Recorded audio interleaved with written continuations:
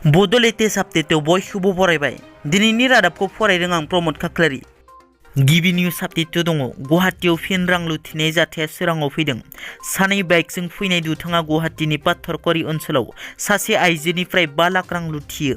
पुलिसा फोरमायनाय बादिब्ला बे रांखौ लुथिनायनि सिगां सानै दुथांफोरा आइजोनि उन थांफागासिनोमोन। लुथिजाग्रा आइजोखौ जया राजखवा होनना सिनायथिनाय जादों। जया राजखवाया फुंनि समाव बेंकनिफ्राय 5 लाख रां उइथड्र खालामनानै न' फारसे गिदिंबोफिननाय समावनो लुथियो। आइजोआ गुबुन लामा फारसे थांनो थाखाय गुबुन गंसे गारिनिफ्राय ओंखारनानै गुबुन गंसे गारियाव गाखोनो नागिरनाय समावनो दुथांफोरा आइजोनि बेगखौ सिख'नानै खारखोमायो। जया राजखवाया नुनमाटि पुलिस थानायाव बे जाथायनि सायाव कमप्लेन फाइल खालामो। मैया चिरां जिल्ला लाइमुथि प्राइमारिनि सिङाव थानाय आस्राबारि गामियाव UPPL दोलोनि मोनसे जयनिं हाबाफारि जालाङो। बे हाबाफारियाव BPF हानजानि सा 60 सुबुंफोरा UPPL हानजायाव हाबदों। बे जयनिं हाबाफारियाव BTRनि हाग्रा बिफाननि मावफुं सोद्रोमा रनजित बसुमतारी बिथाङा बाहागो लायो। मैया सा 52 डिमासा नेशनेल लिबारेशन आर्मी सुंद'यै DNLनि सोद्रोमाफोरा खुंथायनि खाथियाव हाथियार गथायो। कार्बि आंलंनि धनस्रियाव खुंथायनि खाथियाव सा 52 सोद्रोमाफोरा हाथियार गथायो। बे सा 52 DNLनि सोद्रोमाफोरनि गेजेराव 4 आइजो सोद्रोमाबो दङ होनना मिथिनो मोननाय जादों। मख'नो गोनांदि कार्बि आंलंनि धनस्रियाव थानाय DNLनि डिजिनेटेड केम्पआव हाथियार गथायनाय सा 52 सोद्रोमाफोरखौ दोननाय जायो।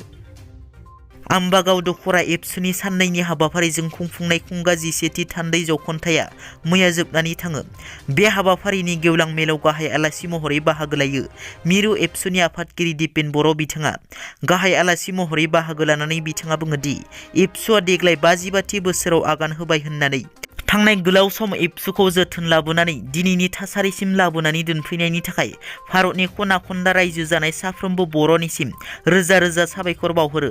लोगोसे सानैसोआ बांसावलाबाय थानाय ABSUआनो UPPL आरो UPPLआनो ABSU होननाय बाथ्राखौ रोखायै नेवसिगारनानै BTR गोरोबथानि दफाफोरखौ आबुं मावफुंनांगौनि थाखायसो ABSUआ UPPL राजखान्थि हान्जाखौ मदद होनानै गोहोआव लाबोदों होननानै बुङो।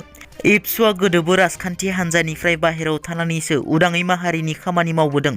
आथिखालावबो बिब्दिनो खामानि मावगासिनो आरो इयुनावबो राजखान्थि हान्जानिफ्राय गोजानाव थानानैनो माहारिनि खामानि मावलांगोन होननानै आसामनि पुलिस बिफाननि DGP भास्कर ज्योति महन्त बिथाङा मैया बुंदों दि बिसि फिसाय नखराव नांलाय खमलाय जाब्लाबो आरो सेंग्रा सिख्ला गोसो थोलायनानै लांखार लायोब्लाबो पुलिसनो FIR एबा केस खालामनो मोनला होनना। बलिउड सावथुनाव फाव खालामखांनाय एक्टर डिरेक्टर राजनि बसुमतारीनि फैनो गोनां बर' सावथुन गराय फाख्रिनि शुटिंआ उदालगुरि जिल्लायाव सोलिगासिनो। सिगाङाव बे सावथुननि टाइटेल गराय फाख्रिखौ लाना ससियेल मिडियायाव गोबां सावरायदोंमोन। बे सावथुनाव बर' सावथुन मुलुगनि 3 टेलेन्टेड फावगिरि संगिना ब्रह्म, हेलिना दैमारी आरो मिथिंगा नार्जारी बिथांमोना फाव खालामगोन। बुंथिनो गोनांदि बे सावथुननि गेजेरजों राजनि बसुमतारीया जोंनि समाजाव दासिमबो हौवा हिन्जावनि गेजेराव फाराग नोजोरजों नायनाय दङ। हौवा हिन्जावनि फारागथिया समान समान बेखौनो फोरमायनो नाजादों रायजो राजाफोरनि सिगाङाव बे सावथुननि गेजेरजों डिरेक्टर राजनि बसुमतारी बिथाङा। बे सावथुनाव डक्टर अनजालि दैमारी बिथांखौबो फाव खालामनाय नुनो मोनगोन होनना डिरेक्टर राजनि बसुमतारीया फोरमायो।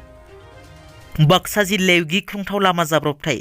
बे गिख्रंथाव जाथायाव 8 बोसोर बैसोनि हौवासा गथ'नि जिउ खहा जायो आरो बिफाया गोब्राब जोखोम जायो।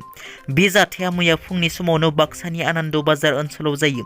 जायगानि सुबुंफोरा फोरमायनाय बादिब्ला गंसे कारा खारबाय थानाय समाव हरखाबै कन्ट्रल खोमानायनि जाहोनाव बे जाथाया जायो।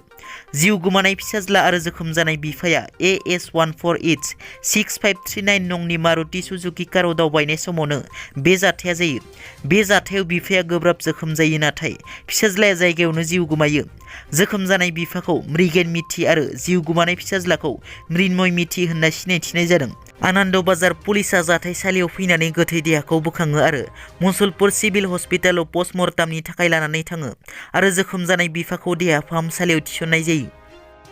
दिनैनि रादाबा एसेनोसै। नोंथांमोना जुदि आंनि चेनेलखौ दासिमबो साबस्क्राइब खालामाखै अन्नानै साबस्क्राइब खालाम। गोजोन्थों।